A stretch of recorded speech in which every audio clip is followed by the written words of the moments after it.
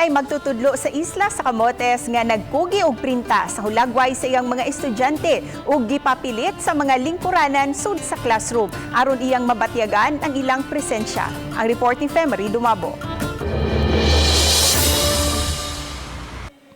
Sa giingon pa man sa uban nga ang hulagway ang representante sa usa ka tawo ug sa galibutang kini sa mga dapit diin makita dayon nimo kay importante sila alang kanimo. Kini ang rason nga nung gihaguan gyud ni Ma'am Pinky Donaire ang pagpangayo og soft copy sa mga hulagway siyang umaabot nga mga estudyante karong ablis sa klase. Siya usab ang nangunay pagprinta, paggunting ug pagpapilit niini sa matag lingkuranan sa classroom.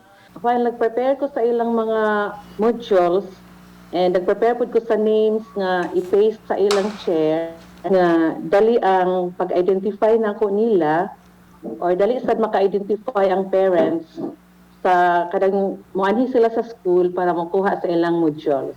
Gipost kini ni Ma'am Pinky sa social media ug nakaani og mga maayong komento.